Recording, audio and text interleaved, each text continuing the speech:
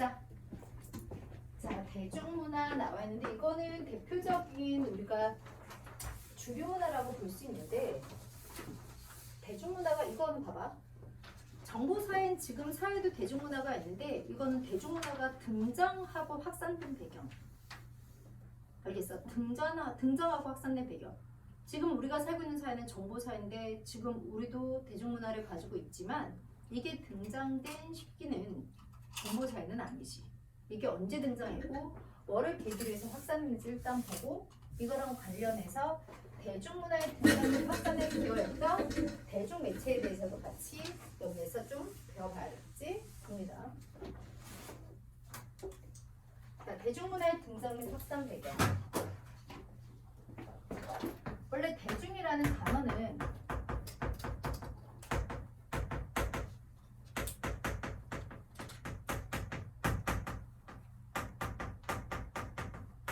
네 가지를 배울 건데 대중이라는 단어는 불특정 다수를 얘기해. 불특정 다수를 가리키는 대중이라는 개념은 얘들아 신분제가 폐지돼야 가능해. 신분제가 있었을 때는 대중문화라는 게 아니고 계급문화가 있었지. 귀족문화, 평민문화 이런 무슨 문화가 있었어? 계급문화가 있었어. 사실은 불특정 다수 뭔가 이렇게 특정으로 딱 지정하는 게 아니라 불특정 다수라는 대중의 개념이 나오려면 신분제가 어떻게 돼야 돼? 폐지돼야 돼. 그래서 이 대중이라는 개념은 신분제를 폐지한 시민혁명을 배경으로 하고 있는데 시민혁명에 한계가 있었어. 시민혁명은 누가 일으켰어? 돈이 많은 부르주아가 자신이 국가에 쇠가 빠지게 세금을 내는데 특권이 없어. 귀족이 아니어서 신분제 때문에. 그래서 빡이 쳐서 일으킨 게 시민혁명이거든. 그래서 사실은 시민혁명을 일으킨 건 돈이 좀 많은 상공시민층이어서 돈이 없는 사람이 아니라 돈이 많은 상공시민층이 자신이 돈도 많아. 그래서 나라에 기여하는 바도 많아. 세금도 뒤따 많이 내. 그런데 특권이 없어. 왜? 신분이 평민이어서. 그래서 빡쳐서 신분제를 없앤 게 시민혁명이었거든. 그래서 원래 시민혁명의 한계점이 뭐냐면 신분제는 사라졌는데 시민혁명 이후에 선거권을 지닌 사람이 누구밖에 없었어? 돈이 많은 사람에게만 선거권이 주어졌어. 노동자나 농민 같은 빈곤한 사람은 선거권과 피선거권, 국회의원에 당선될 그러한 권리도 없었어. 그래서 여성이나 흑인이나 돈이 없는 무상계층 이런 사람에게는 선거권이 주어지지 않았지. 신분제는 사라졌지만 우리가 흔히 얘기하는 보통선거권이라는 게 확립되지 않았던 거야. 보통선거권이라는 건 뭐야? 일정 연령에 도달하면 성별이나 인종이나 재산이나 학력과 무관하게 누구에게나 선거권이 주어지는 걸 보통선거권이라고 얘기해. 니네 선거 4원칙 배울 때 중학교 때 배우잖아. 비밀선거, 직접선거, 보통선거, 평등선거. 평등선거는 1인당 한 표를 평등선거라고 얘기하고 보통선거는 보통 사람이라면 누구나 선거에 참여할 수 있는 권리야. 근데 시민혁명의 한계점은 보통선거권이 확립되지 않았거든. 처음에 돈이 많은 사람이 신분제를 무너뜨린 거다 보니까 돈이 많은 유상계층에게만 선거권이 주어졌었어. 근데 그 이후에 이제 굉장히 끊임없는 노력으로 보통선거권을 획득하게 됐지. 그래서 사실은 대중이 등장한 거는 신분제가 폐지되면서 불특정 다수의 개념인 대중이 등장을 했지만 대중문화가 형성된 정적 배경은 보통선거제가 확립되면서요. 보통선거제가 확립되면서 대중들의 정치적 역량이 비슷해진 거지. 무슨 말인지 알겠지? 자, 그리고 경제적으로는 공업화가 이루어지면서 산업화가 이루어지면서 뭐가 가능해졌어? 대량 생산이 가능해져서 똑같은 물건이 값싸게 많이 생산되니까 똑같은 물건을 함께 많이 같이 소비할 수 있게 됐어서 대량 생산, 대량 소비가 가능해졌지. 그리고 사회적으로는 의무교육제가 도입이 돼서 대중들의 전반적인 지적 능력이 굉장히 많이 상승한 상태야. 그래서 대중들의 정치적, 경제적, 사회적 힘이 어떻게 유사해진 거지. 이런 일련의 특징들로 하여금 보통 선거제로 하여금 정적 힘이 유사해졌고 대량 생산, 대량 소비가 이루어지면서 같은 물건을 동시에 소비하는 경우가 많아졌어. 그리고 의무교육제가 실시가 되면서 대중의 지적 수준이 전반적으로 향상된 상태인 거지. 이런 상태에서 문화적으로 대중매체가 이때 등장을 해서 발달을 하면서 대중매체에서 이 대중문화를 생산해서 이 대중문화를 생산하고 확산시키는데 기여했다는 얘기지. 근데 이때는 산업사회를 배경으로 하는 대중매체잖아. 그래서 우리 현대 정보사회인 우리들도 대중문화를 가지고 있지만 지금 우리가 가지고 있는 대중문화랑 이 산업사회 때 이 대중문화가 등장 확산되었던 시대 대중문화와 약간 성격이 달라진 게 이 대중문화를 생산 확산시키는 대중매체의 성질이 좀 달라져서 그래. 대중문화가 등장 확산되던 시기에 이 대중매체는 어떤 특성을 가지고 있냐면 이때 대중매체는 주로 신문 같은 인쇄매체, 라디오 같은 음성매체, TV 같은 영상매체, 이게 대표적인 전통매체로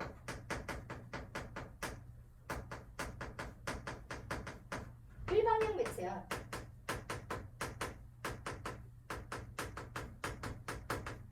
알겠어? 소수의 대규모 전문가 집단이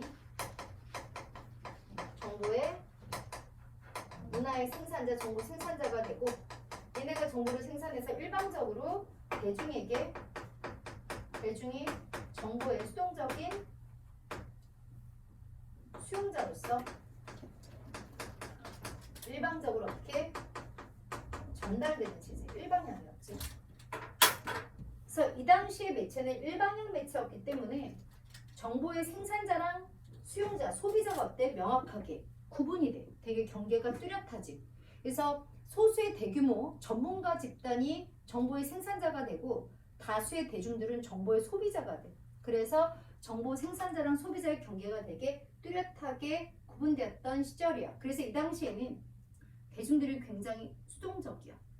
일방적으로 정보를 전달받는 사람들인 거지. 그래서 이때는 정보가 되게, 그러니까 이 문화가 되게 획일화되기 쉬웠고 대중 조작이 좀 되게 쉬웠어. 대중들이 되게 수동적이었기 때문에. 이해되지? 그래서 이 경우에 이런 일방향 매체에서는 정보의 생산자와 소비자의 경계가 좀 명확하죠.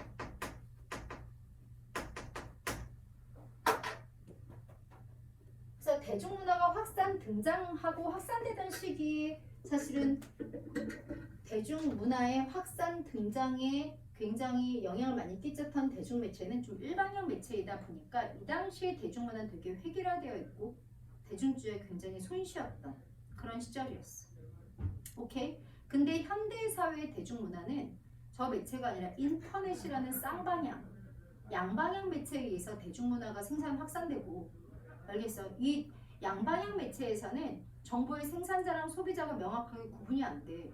대중이 이렇게 수동적인 소비자에 머물러만 있는 게 아니라 대중의 능동적인 생산자 역할도 동시에 하고 있기 때문에 대중문화의 성격이 사뭇 좀 달라지기는 했지. 그래서 우리 37페이지 대중매체의 유형을 봅시다.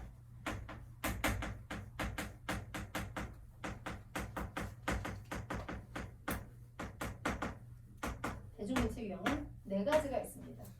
자, 인쇄매체, 음성매체, 영상매체. 이건 이제 그냥 전통적인 매체로 일방향 매체들.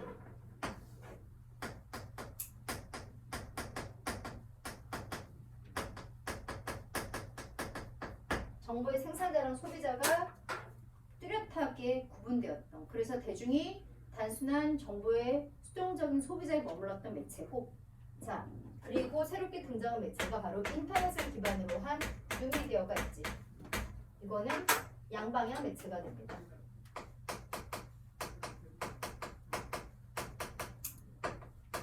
자, 여기 우리는 양방향 매체를 배워야 되는데, 양방향이라는 건 이제 뉴미디어 같은 양방향 매체를 보통 양방향은 대중이 단순한 수동적 소비자에만 머무는 게 아니라 니네 유튜브나 우리 블로그 같은 거 보면은 대중이 정보를 소비하기도 하지만 적극적으로 생산하기도 하잖아.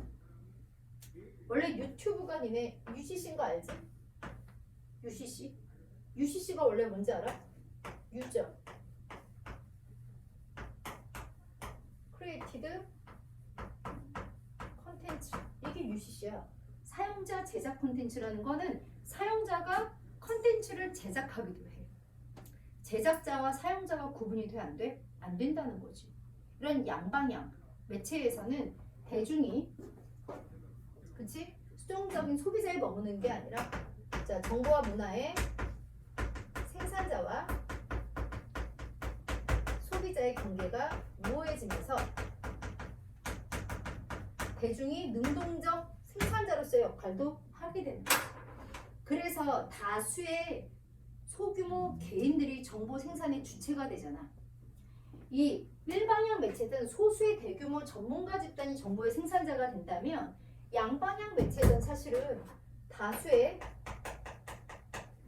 소규모 집단이나 혹은 개인이 정보의 생산자 역할을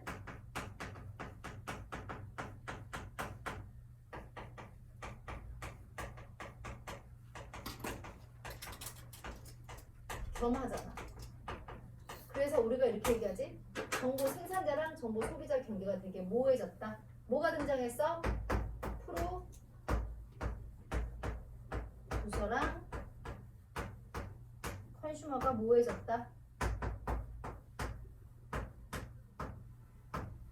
프로슈머가 등장했지. 그래서 예전에 비해서 대중의 능동성이 강화됐지. 옛날에는 대중이 되게 수동적이었다면 이때는 대중이 좀 능동적이 되었기 때문에 물론 지금 정보사회 대중문화도 약간 뭐 획일성이 없는 건 아니지만 예전에 비해서 그래도 조금 되게 다채로워졌고 뭐 대중 조작이 아예 어려워진 것은 아니지만 예전에 비해서 사실은 이 정보사회의 이 뉴미디어 하에서는 대중매체를 통한 대중 조작이 그렇게 쉽지는 않아. 왜? 일방적이지 않기 때문에. 이 정보가 일방적으로 전달되는 게 아니라 대중들이 거기에 대해서 일일이 반응을 하기 때문에 여기서 대중 조작을 하려고 어떤 세력이 이렇게 난입을 해가지고 대중 조작하려고 어떤 기사를 내보내고 대중의 의식을 어떤 쪽으로 끌고 가려고 하면 거기 댓글 미친놈 이런 말도 안 되는 얘기 왜 해 하면서 다 댓글 달아주잖아. 그래서 대중 조작이 불가능한 건 아니지만 예전에 비해서 대중들이 일방적으로 정보를 전달받는 수동적인 소비자로서의 역할만 하는 게 아니기 때문에 같은 약간 대중문화라는 불특정 다수가 공유하는 문화라고 해도 산업사회 때의 문화와는 정보사회의 대중문화는 사뭇 좀 다른 특징을 보일 수밖에 없어. 왜? 그 문화를 생산하는 대중매체의 성질 자체가 굉장히 달라졌기 때문이지. 이 뉴미디어는 양방향 매체여서 대중의 능동성이 되게 강화되었기 때문이에요. 이해되죠? 자, 그런데 어쨌든 인쇄, 음성, 영상, 뉴미디어 특징을 비교해 보면 자, 일단은 얘들아 심층성. 심층성은 누가 제일 심층성이 가장 높은 거는 인쇄 매체. 우리가 사실 논문 쓰려고 하면 인터넷 뒤져보면 안 돼. 거기 페이크가 너무 많아가지고 되게 심층성 있는 정보를 뉴미디어에서 제공하는 경우도 있지만 자칫 페이크도 되게 많기 때문에 우리는 보통 되게 오랜 시간 동안 좀 작성이 되온 서적 같은 걸 많이 보잖아. 심층적인 정보를 위해서는. 그래서 심층성은 얘가 1이고 나머지는 비교할 수가 없어. 알겠어? 정보 전달의 신속성은 1등이 뭘까? 정보 전달의 신속성은 뉴미디어가 1위. 얘가 제일 빨라. 그 다음에 전선을 통하는 음성과 영상이 2위고 인쇄 매체가 신속성은 가장 낮지. 자, 주로 인쇄 매체는 자 정보의 성질이 얘는 시각에 의존하는 정보고 음성 매체는 청각에 의존하는 정보이며 영상 매체는 시청각에 시청각 정보 역시 뉴미디어도 시청각 정보를 다 제공하게 되죠. 알겠어? 자, 그 다음에 이게 되게 중요해. 정보의 동시 전달이 가능한 건 뭐야? 불특정 다수에게 동시로 전달할 수 있는 거. 자, 인쇄 매체는 정보를 불특정 다수에게 동시 전달하기 좀 어려워. 알겠어? 정보를 불특정 다수에게 동시 전달하기 좀 어려운데 음성 매체나 영상 매체는 전선 타고 가니까 다수의 사람에게 동시에 정보를 전달하는 게 가능하지. 뉴미디어도 동시 전달이 가능해. 전달. 알겠어? 네. 이게 시험에 되게 잘 나오지. 정보 이거는 전달 측면에서고. 자, 수용을 할 때 비동시 소비가 가능한 거, 수용이 가능한 거는 봐봐. 일단은 인쇄 매체는 정보를 비동시에 소비할 수밖에 없어. 왜? 동시 전달을 못하니까. 비동시적으로 소비할 수밖에 없어. 근데 음성이나 영상 매체, 라디오나 TV, 지금 우리가 보는 보이는 라디오, 인터넷 기반한 라디오나 인터넷 기반한 TV가 아니라 옛날에 전통 매체인 라디오나 TV는 정보가 전송되는 시기에 그때 같이 동시에 접속을 해야만 정보 획득이 가능해. 그래서 정보가 동시 전달이 되면 비동시 소비하면 안 되지. 동시 소비해야 돼. 즉 본방사수해야 돼. 이해되지? 하지만 뉴미디어, 인터넷에 기반을 둔 우리 보통 집에서 보는 SK 브로드밴드나 뭐 U 플러스 TV 뭐 이런 것들은 다 뭐야? 뉴미디어야. 인터넷 기반으로 한 TV잖아. 이런 것들은 동시 전달을 해도 동시에 쫙 뿌려도 우리가 필요한 시간에 비동시적으로 수용할 수가 있어. 그래서 정보 전달자랑 정보 소비자가 동시 접속하지 않아도 정보 획득이 가능한 형태인 거지. 그래서 정보가 동시 전달이 가능하지만 정보의 비동시적 소비가 어때? 가능하잖아. 그래서 이거를 우리 생윤에서는 비동시화라고 얘기하거든. 정보를 전달하는 정보 전달자랑 정보를 소비하는 정보 수용자가 동시 접속하지 않아도 정보 전달자가 쫙 뿌려놔도 수용하는 사람이 자신이 필요할 때 알겠어? 각각으로 비동시적으로 정보를 소비할 수 있는 게 뉴미디어의 매력이지. 본방사수 안 해도 되잖아. 얼마나 좋은 세상이야. 오케이. 자, 이게 뉴미디어의 특징이고 뉴미디어는 하물며 양방향 매체여서 예전보다 이제 대중들의 능동성을 끌어내기 때문에 산업사회 대중문화에 비해서 정보사회 대중문화는 그렇게 획일화되지는 않았어. 좀 다채로운 편이고 대중조작이 불가능한 건 아니지만 예전보다 대중조작이 좀 힘들어진 것은 사실이야. 대중매체의 단점이 대중조작이 가능하다는 거잖아. 알겠어? 그래서 대중조작이 조금 어려워졌다. 이렇게 알아두시면 됩니다. 오케이? 근데 뭐 불가능해진 건 아니지만 어려워졌다. 이렇게 해서 9강이 끝났습니다. 자, 10강입니다. 문화 변동.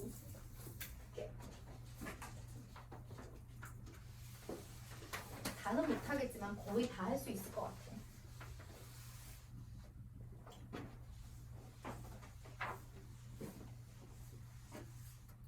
문화 변동의 요인은요. 이거 문화 변동 제목 되게 중요해. 문화 변동 요인. 문화가 변동하는데 내재적 요인이라는 거는 다른 문화랑 전혀 교류 없이 그 문화 한 문화권 내에서 변동 요인이 발생하는 경우야. 왜 외부에서 들어온 게 아니라 한 사회 내부에서 문화 변동 요인이 발생하는 거지. 그래서 내재적 요인.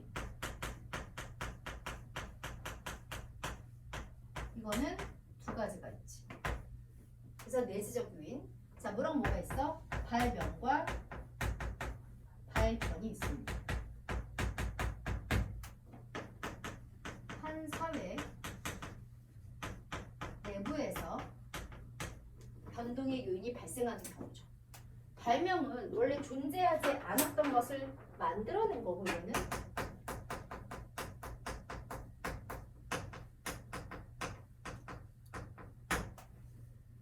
자, 발견은 존재하고 있었지만 몰랐던 것을 찾아낸 겁니다. 존재는 하고 있었지만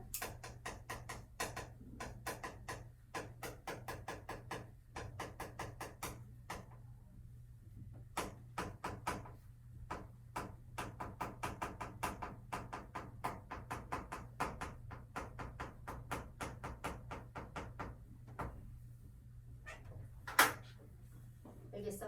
예를 들면 불은 발견이야 발명이야? 불은 발견이죠? 칼은 발명이죠.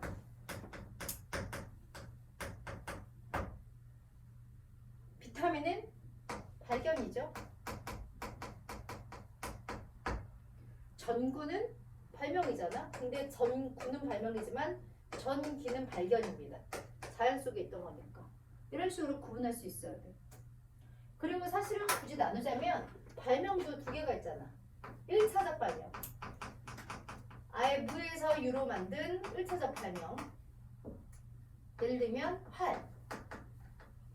근데 활의 원리를 이용해서 기존에 존재하는 걸 이용해서 또 새로운 걸 만들어내는 거 2차적 발명. 예를 들면 활의 원리를 이용해서 만든 현악기.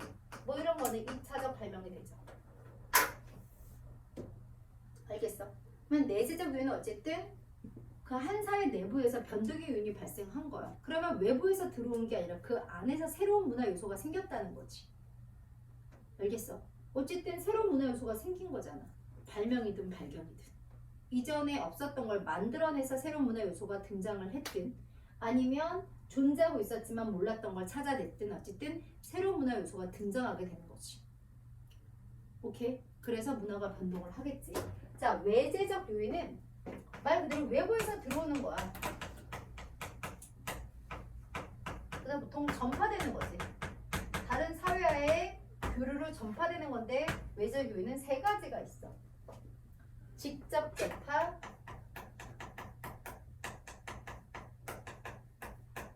간접 전파,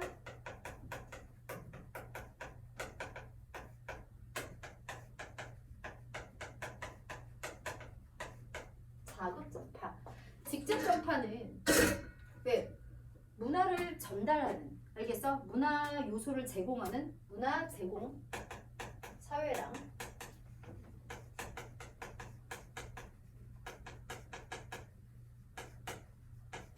문화 수용 사회 간 직접적인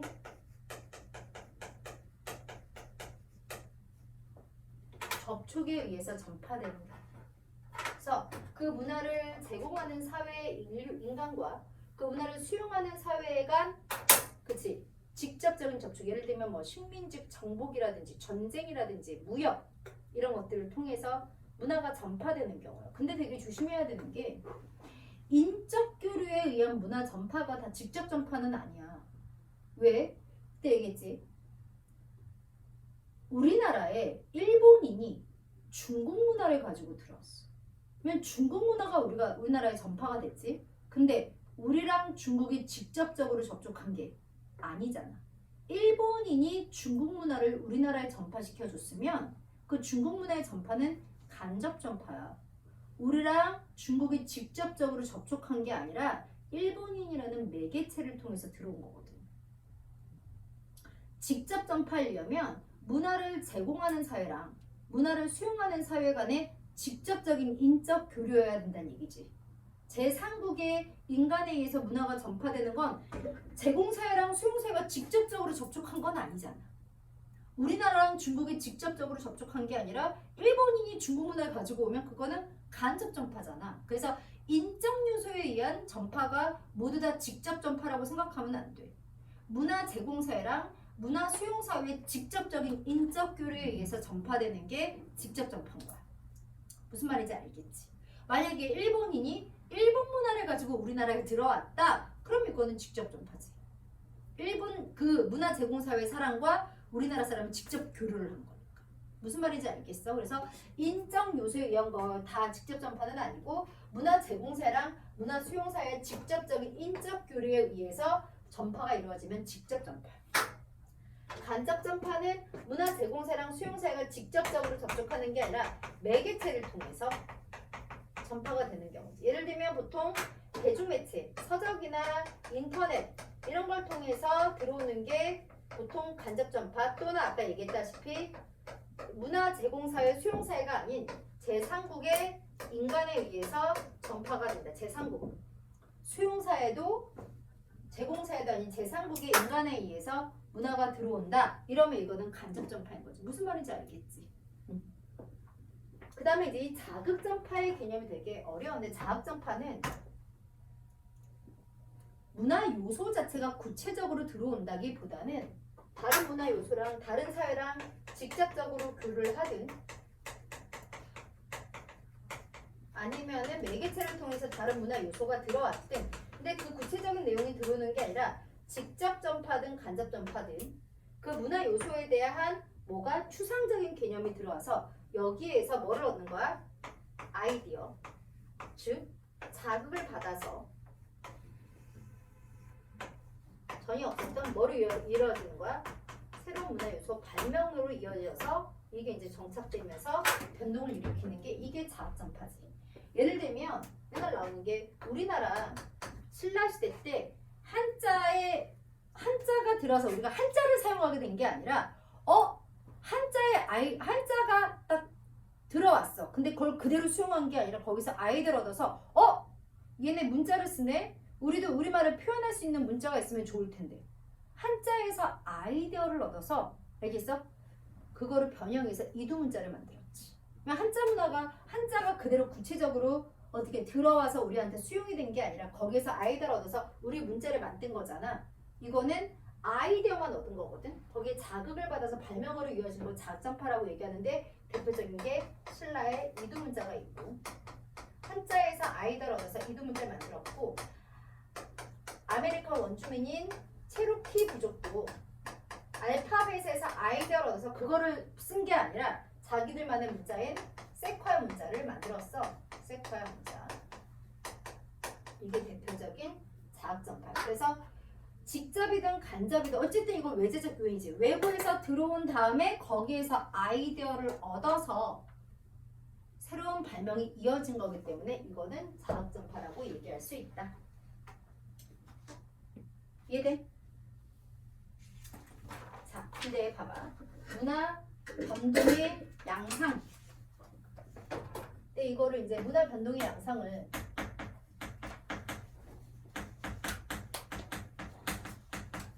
문화 변동 요인이 어디에서 발생을 했느냐? 내재적 요인에 의해서 문화가 변동하잖아? 그러면 이거는 내재적 변동이라고 얘기할 수 있어. 그래서 내재적 변동은 이거야. 내재적 요인인 발명과 발견에 의해서 새로운 문화 요소가 등장을 했어. 만들었든 찾아냈든 새로운 문화 요소가 등장을 했지. 근데 새로운 문화 요소가 등장을 했는데, 자, 새로운 문화 요소가 등장했다라고 해서 변동으로 이어지는 게 아니고 발명 발견에 의해 새로운 문화 요소가 등장을 했고 이게 사회 구성원에 의해서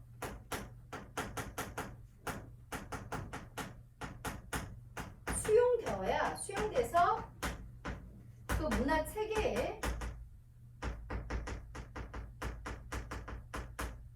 정착이 되어야 그래야 변동으로 이어질 수 있어. 얘들아, 발명과 발견이 있다라고 해서 문화가 무조건 바뀌는 건 아니지.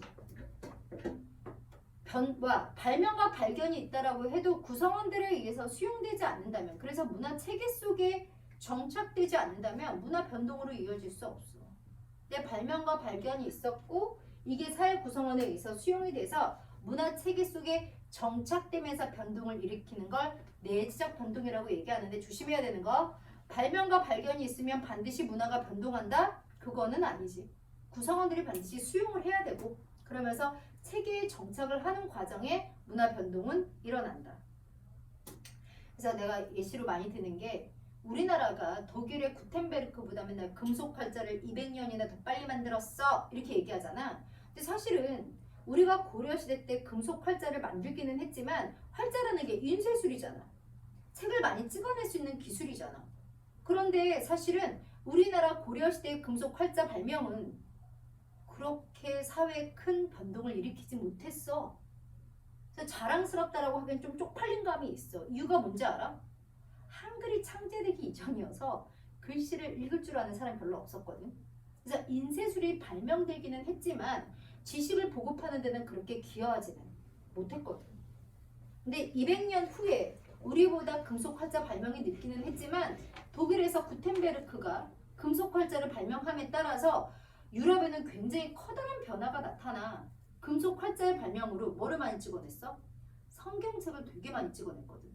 성경책을 대량 인쇄하면서 사람들이 교회가 썩었다라고 생각하고 교황의 말씀을 가서 들을 게 아니라 내가 성경책으로 하나님의 말씀을 직접 읽겠어! 이러면서 종교개혁이 일어났어.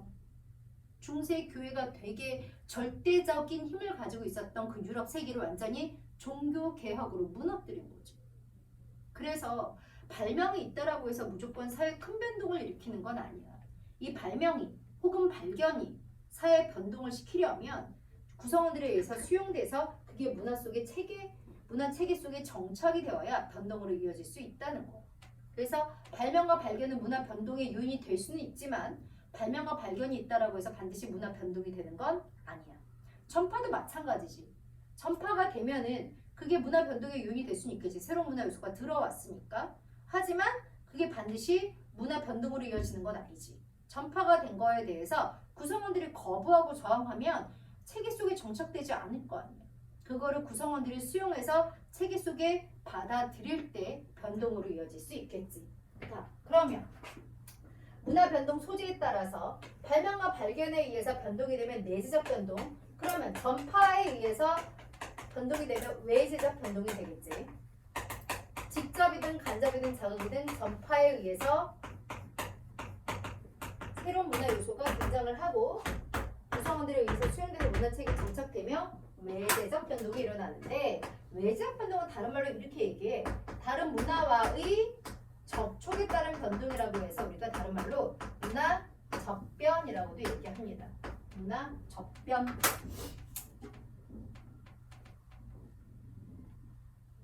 그래서 문화 변동 요인의 소재에 따른 구분은 이거 두 개야. 외재적 변동과 외재적 변동. 그래서 문화 변동의 양상, 문화 변동 요인의 소재에 따라서 두 개. 문화 변동 요인이 내부적 요인이었다. 내재적 변동. 문화 변동의 요인이 외부적 요인이었다. 전파에 따른 거였다. 외재적 요인. 그 다음에 이번에 강제성 및 자발성에 따른 문화 접변의 양상. 이거는 1번이고. 자, 강제성 및 자발성에 따른 문화 접변의 양상. 이 문화 접변. 문화 접변은 외재적 변동만을 얘기하지 문화 접변의 양상도 두 개. 자, 그래서 이번에 강제성 및 자발성에 따라서 어떻게 나뉘어져? 강제적 문화 접변과 이거는 다 외재적인 거지. 문화 접변이면 외재적 변동만 얘기하는 거야. 근데 외재적 변동은 다시 강제적 문화 접변과 자발적 문화 접변으로 나뉘어진다. 그래서 내재적 변동과 외재적 변동 그리고 외재적 변동은 다시 강제적 문화 접변과 자발적 문화 접변으로 나뉘어진다.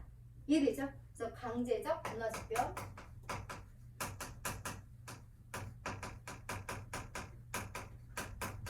자발적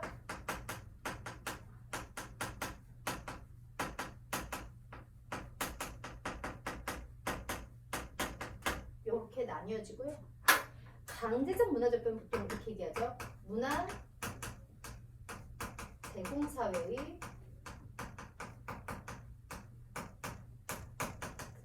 필요와 의지에 따라 이루어진다. 이게 강제적 문화 접변이고 자발적 문화 접변은 문화 제공사회가 아니라 문화 자발적인 거니까 문화를 받아들이는 문화 수용사회의 필요와 의지에 따라 문화 수용하는 자가 수용하고 싶어서 문화를 수용하는 건 자발적인 거지만 문화를 제공하는 사회가 수용자의 의견과는 상관없이 문화 제공사회의 의지와 필요에 따라 이루어지는 건 강제적 접변이다. 그리고 문화 수용사회의 필요와 의지에 따라 이루어지는 건 자발적 접변이다. 보통 이 강제적 문화 접변의 경우에는 문화 저항운동이 일어날 가능성이 높지. 오케이? 이거는 그래서 강제성 및 자발성에 따른 문화 접변의 양상입니다. 오케이? 문화 접변의 결과, 변동 결과에 따른 구분은 다음 시간에 해야 될 것 같아. 왜냐면 여기가 내용이 좀 많이 길어서 중간에 끊어먹을 수가 없고 뒤에 40번이랑도 연결이 돼야 해서 오늘 일단 좀 중간에 끊어져서 좀 애매하긴 한데 여기까지 하고 다음 시간에는 오늘 시험 기간이지. 너 지금 시험 보고 있나? 네, 저희 목요일 이번 주 목요일부터. 그럼 언제 끝나? 수요일이요. 다음 주 수요일? 화요일에 올 수 있어? 네. 혜인이는 언제 시험이지? 다음 주 수요일. 다음 주 수요일도 화요일에 올 수 있어? 네. 그래서 혜리는? 너네 화요일부터 시험이잖아. 네. 화요일에 올 수 있어? 아마 못 올 확률이 높을 것 같아요. 그치? 네. 그리고 그 다음 주가 그 다음 주는 상관이 다들 없는 거잖아. 맞나? 25일. 5월 그 다음 주는 5월 2일이 되니까 5월 4일에 끝나는 학교들이 몇 있긴 하지만 거의 대부분 그 전에는 끝나거든. 그래서 무리가 없을 것 같은데 다음 주에 만약에 많이 오게 되면 지금 우리 학생이 사실 오늘 전체 인원이 7명이거든. 지금 4명이 결석하고 4명. 한 명은 지금 내신 때문에 결석이고 또 한 명도 숙명이 시험이 시작 중이어서 결석이고 그다음에 2명은 아파서 못 왔거든. 그래서 일단은 좀 취합을 해봐서 다음 주에 원래는 우리가 그 휴강 없이 가기로 했었잖아. 취합을 해서 근데 너무 이제 못 오는 사람이 많으면 일단 휴강을 할 거고 그게 아니면 그냥 휴강 없이 다음 주에 만약에 진행을 하면 영상을 보내줄게. 영상을 보내줄 거고 이거 문풀주로 들어갈 거야. 8, 90. 그래서 아마 영상 보기가 어렵진 않을 거야. 걔네 오늘 많이 해가지고 만약에 다음 주에 수업을 한다면 숙제는 마더텅은 안 내주고 일단은 8, 90. EBS 10 다 나가진 않았지만 얘네 어차피 결방 때 했잖아. 우리 원래 문제 풀고 난 다음에 문제 풀이하는 게 맞는 거니까 문제 풀고 얘네가 풀어가지고 오면 내 개념 설명을 하고 우리가 진도를 나갔던 거니까 일단은 EBS 이거 8, 90을 문제 풀어가지고 오세요. 알겠지? 다음 주에 수업을 하게 되면 8, 90을 일단 풀어가지고 오면 그래서 마저 마무리하고 나가고 그냥 문제를 싹 다 풀 거야. 오케이? 그러면 그거는 학원을 통해서 따로 연락을 하도록 할게. 아마 그냥 진행할 가능성이 높기는 해. 생유는 다음 주 목요일에 수강을 한번 할 거고 강력하게 요구하는 애들이 있어서 그래서 사문만 아마 사문은 다음 주 진행될 가능성이 좀 높기는 해. 그건 알고 있어야 되고 만약에 못 오게 되면은 개별적으로 꼭 질문을 통해서라도 해결을 해야 돼. 너는 지금 문학까지가 시험범위잖아. 그러면 너는 마더텅까지 풀고 선생님한테 모르겠으면 개별적으로 좀 질문을 하더라도 하고 가는 게 어쨌든 뭐 내신 공부는 같이 되는 게 좋은 거니까. 오케이? 오늘 수고했어. 고생했어.